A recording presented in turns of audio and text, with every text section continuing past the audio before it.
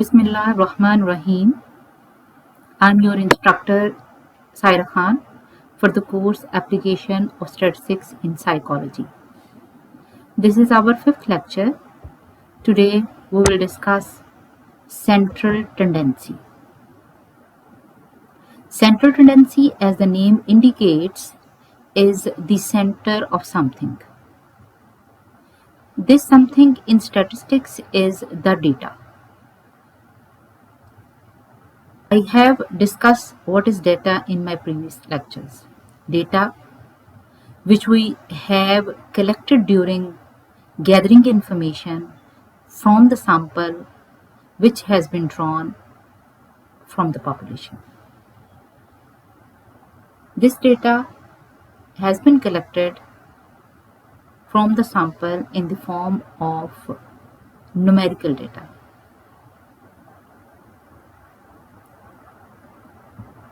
And we have to find the central tendency for this numerical data and draw some information about the sample and the population. The contents which we will cover today is the central tendency and three methods to find the central tendency of the data, which is mean, median, and mode. After gathering and arranging and summarizing the collected data, to describe the data, usually we find the central tendency of the data. In general terms, central tendency is a statistical measure that determines a single value that accurately describes the center of the distribution and represents the entire distribution of the score.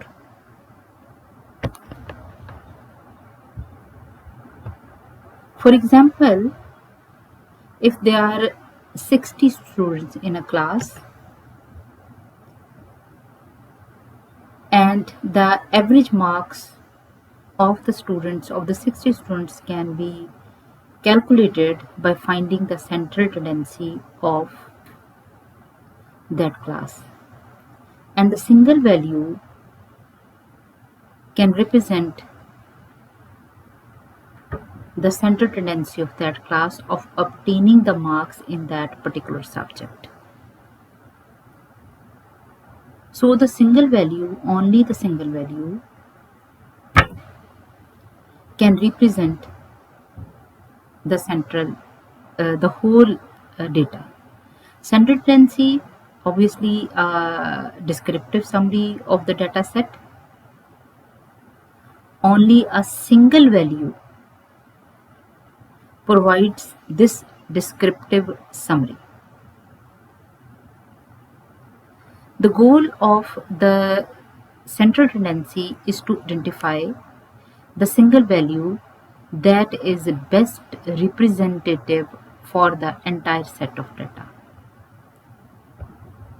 This single value will give some information, can represent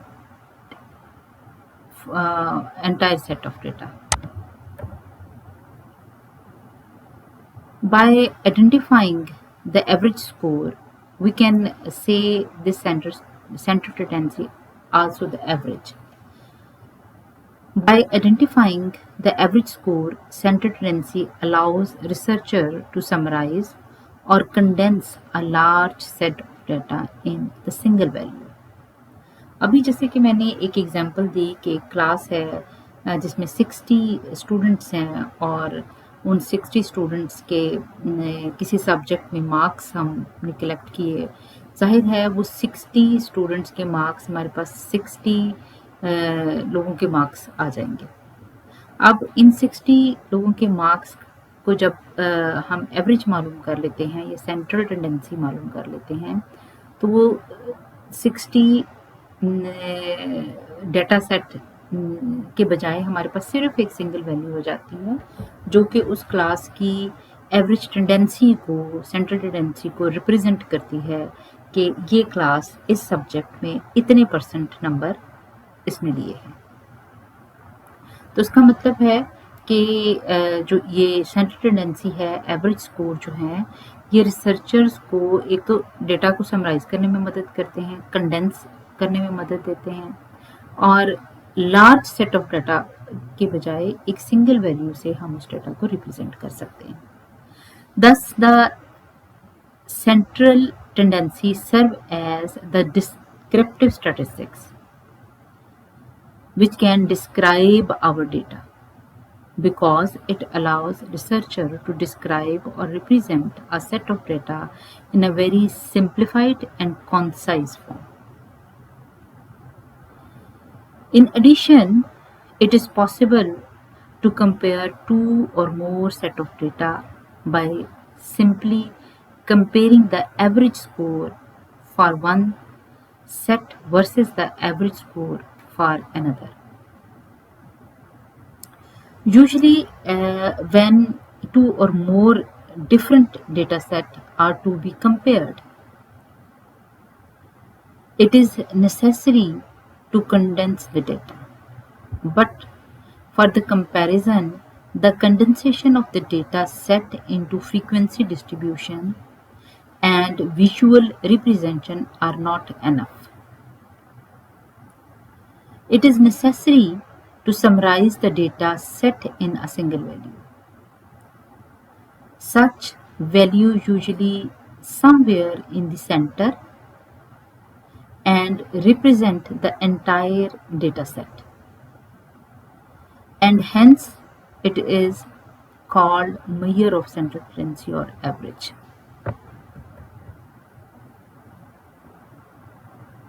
It is essential that central tendency be measured by an objective and well-defined procedures so that others will understand exactly how the average value was obtained and can duplicate the process.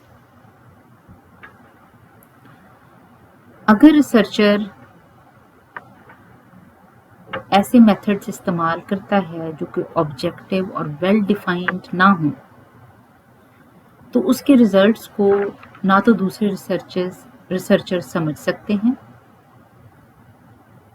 और ना ही उन results को duplicate किया जा सकता है। जैसे कि अभी मैंने एग्जांपल दी 60 स्टूडेंट्स की और उनके एवरेज मार्क्स की। अगर मैं कैलकुलेट करती हूँ उन 60 आइटम से या 60 जो स्टूडेंट्स के स्कोर्स हैं उनसे मीन मैं कैलकुलेट करती हूँ, जो कि मेथड बहुत ही ऑब्जेक्टिव होगा है, जो कि वेल डिफाइंड है उस मेथड से, तो कोई और भी अगर कैलकुलेट करता है उसी मेथड से उन्हीं एवरेज स्टूडेंट्स के एवरेज मार्क्स को, तो वो भी वही सिंगल वैल्यू आएगी जो मैं single value निकालूंगी।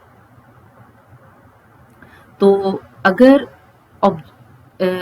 methods for finding the central tendency are objective and well defined, then others can understand exactly how the average value has been calculated, and they can also duplicate the process. Now, no single procedure always produce a good representative value. We have quantitative data or ratio data. Yes.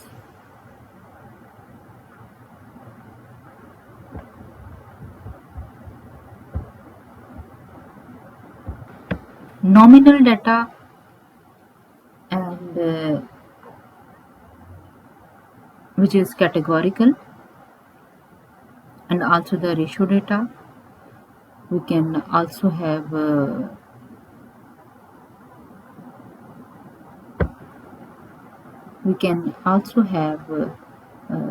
ordinal data and interval data.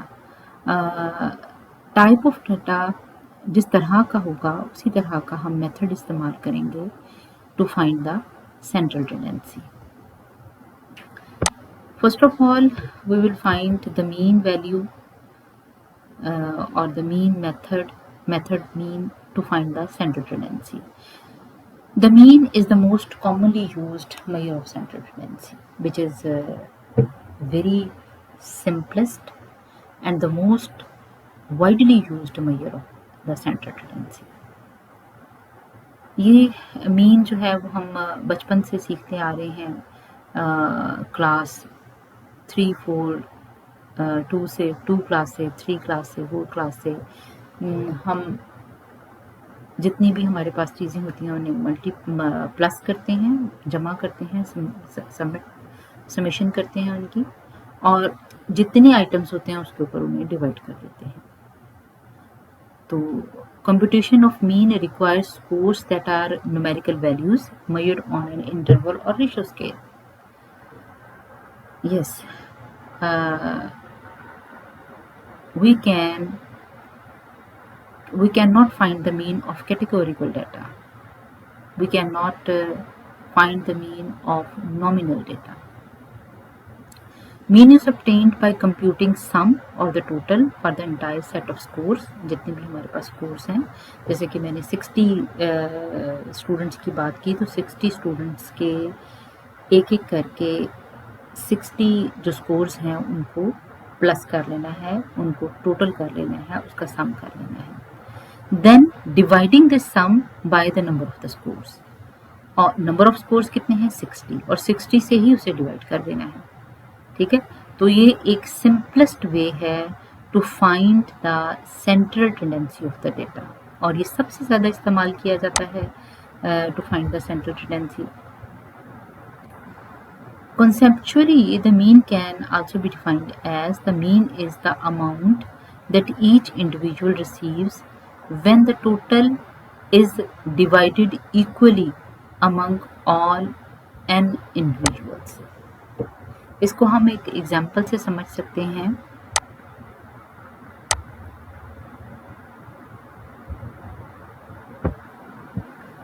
अगर 3 students हैं और एक के पास 5 books हैं और एक के पास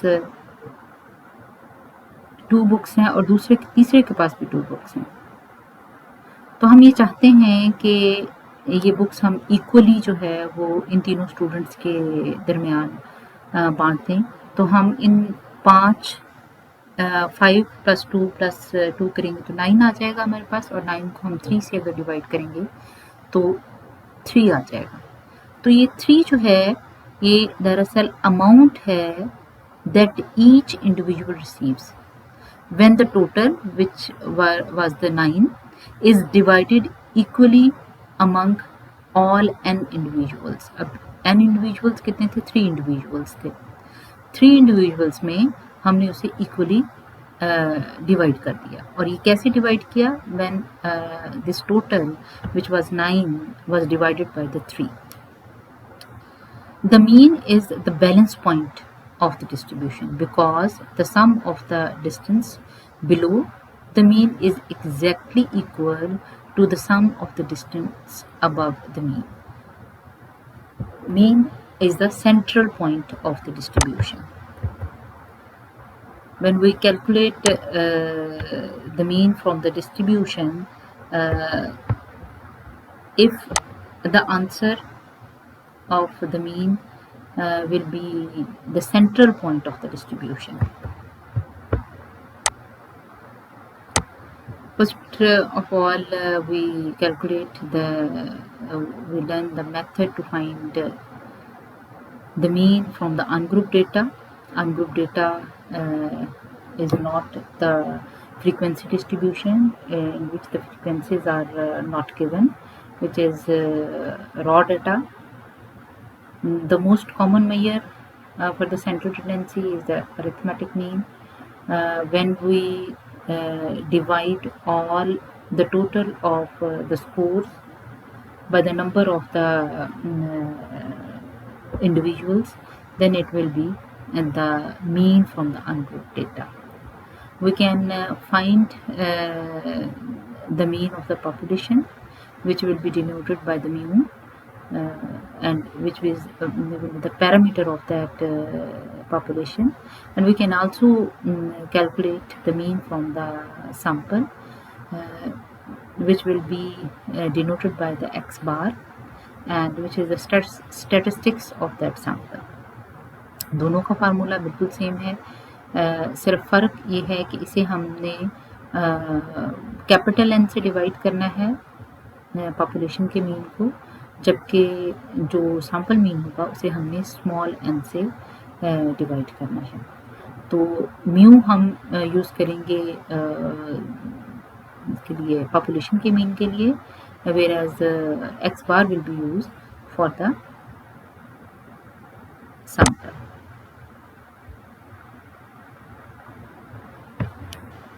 The formula for the group data is x bar is equal to summation fx divided by summation y, where x bar is the mean and f is the frequency of each class, and this x is the mid interval value of each class, and summation f is the sum of the frequency, whereas summation fx is the sum of the product of mid interval values and their corresponding frequency. जब हमने frequency distribution का chapter पढ़ा था, का topic पढ़ा था, तो उसमें मैंने बहुत अच्छे तरीके से आप लोगों को बताया था कि एक फ्रीक्वेंसी डिस्ट्रीब्यूशन का मिड इंटरवल वैल्यू कैसे मालूम करनी है। मिड अभी हम सीखेंगे भी नेक्स्ट उसमें। तो ये मिड इंटरवल वैल्यू हम किस तरह से मालूम करते हैं कि हम उस क्लास की लोअर लिमिट और अपर लिमिट को प्लस करके 2 पे डिवाइड कर देते हैं। तो इसे प्रैक्टिकली अभी हम देखेंगे भी हमने इसको कैसे करना है, और हर क्लास इंटरवल के आगे उसकी फ्रीक्वेंसी लिखी हुई होती है, तो वो उसका एफ है। जब हम उन सारी फ्रीक्वेंसीज को प्लस कर लेते हैं तो वो हमारा सम ऑफ फ्रीक्वेंसी और द समेशन एफ बन जाता है। जब हम इस कॉलम को, जो कि मिड इंटरवल्स का कॉलम होता है, एक्स का कॉलम होता है, और इस फ्रीक्वेंसी जो कि फ्रीक्वेंसी का कॉलम होता है, इसको हम हर फ्रीक्वेंसी को उसके कॉरस्पॉन्डिंग मिड इंटरवल वैल्यू से का प्रोडक्ट ले लेते हैं, और फिर सारे जो प्रोडक्ट्स हमने लिए हुए होते हैं उनको हम प्लस कर लेते हैं, तो हमारे पास समेशन एफ एक्स आ जाता है। ये हमारे पास एक एग्जांपल है। हमारे पास क्लास इंटरवल एक क्लासेस हैं, एक क्लास इंटरवल 2 to 4 है, और उसमें और दूसरी क्लास इंटरवल 4 to 6 है, और तीसरी 6 to 8 है, और चौथी जो है वो 8 to 10 है। ठीक है जी। अब ये समझ लें कि ये एक क्लास टेस्ट था जो कि 10 स्टूडेंट्स ने दिया, और उसके नंबर भी 10 थे, 1 से 10 थे। अब जिन स्टूडेंट्स के 2 से 10 के दरमियान 2 लोगों के नंबर आए, स्कोर्स आए, और इसी तरह से 4 से 6 के दरमियान 5 लोगों के, और 6 से 8 के दरमियान 2 लोगों के, और 8 से 10 के दरमियान सिर्फ 1 बच्चे के। अब देखें कि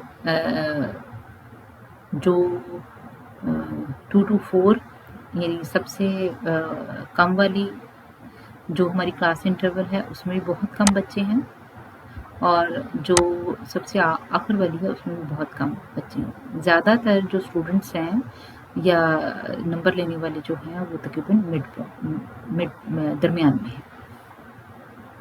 अब सबसे पहले हमने क्या करना है कि हमने सबसे पहले मिड पॉइंट मालूम करना है। मिड पॉइंट कैसे मालूम करना है? इस 2 को में ये 4 प्लस करना है और इसे 2 पे डिवाइड कर देना है। 6 को 2 पे डिवाइड किया तो 3 आ गया। इसी तरह से हमने इसी तरह से 1 by 1 करके हम सारे मिड पॉइंट्स जो है वो मालूम कर लेंगे। ठीक है। नेक्स्ट कॉलम हमने product of x and F का बनाना है। तो हम इस x वैल्यू को इस f वैल्यू से उसकी करस्पॉन्डिंग f वैल्यू से या इस f वैल्यू को उसकी करस्पॉन्डिंग मिड पॉइंट से मल्टीप्लाई करके यहाँ पर रख देंगे। इसी तरह से 1 बाय 1 हम सारी चीज़ों को मल्टीप्लाई करके और उसका प्लस कर देंगे। जब हम फ्रीक्वेंसी को प्लस करेंगे तो ये हमारे पास समेशन f आ जाएगा, और जब हम इस कॉलम को which is the product of f and x, इसको हम प्लस करेंगे तो ये हमारे पास समेशन fx आ जाएगा।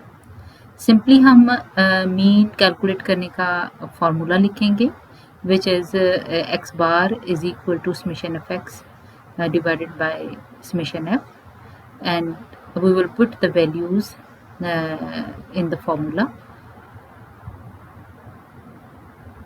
which will be x bar is equal to 54 divided by 10. When we divide the 54 by 10, we will obtain 5.4.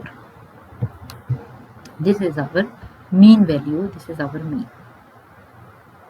मैंने पहले भी आपको ये बताया है कि जब हम किसी भी डेटा की सेंट्रल टेंडेंसी मालूम करते हैं तो वो जो सिंगल वैल्यू आती है वो उसकी सेंट्रल वैल्यू आती है, जो डेटा के तकरीबन सेंटर में होती है। अगर आप इसमें भी देखें कि देखें आप, ये तकरीबन 5.4 है, तो 5.4 यहाँ कहीं लाई करता है इधर, ठीक है, तो ये तकरीबन सेंटर में है। ये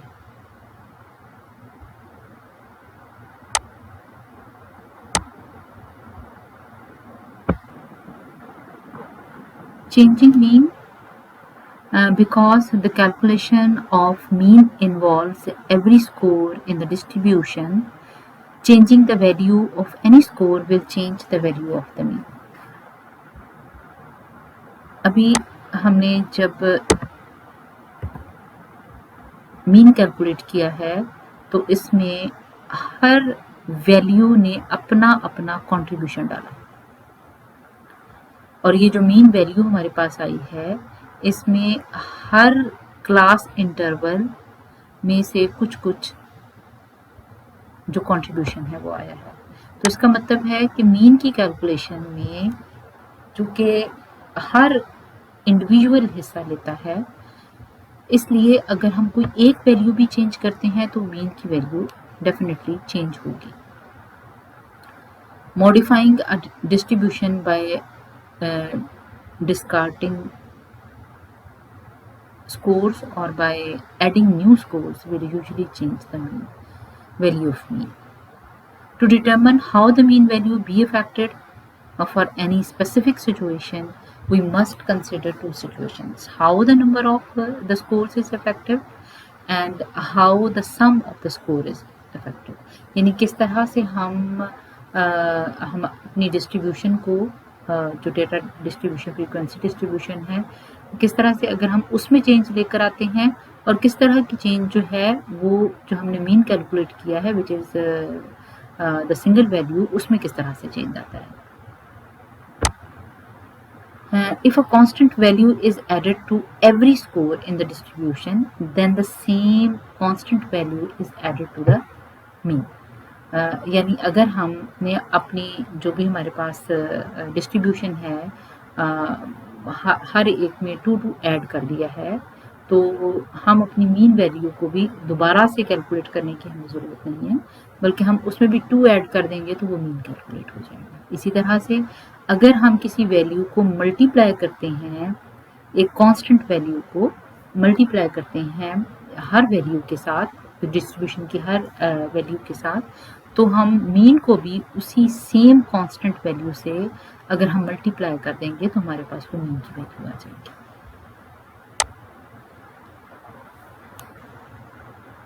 मैंने पहले भी बताया कि मीन जो है वो ज़्यादातर इंटरवल और रेशो डेटा के लिए इस्तेमाल होता है। वो अगर हमने मीन कैलकुलेट करना हो रेशो डेटा से या सेंट्रल टेंडेंसी कैलकुलेट करनी हो, हम फाइंड आउट करनी हो, तो हम मीन जो है अरिथमेटिक मीन का इस्तेमाल करते हैं।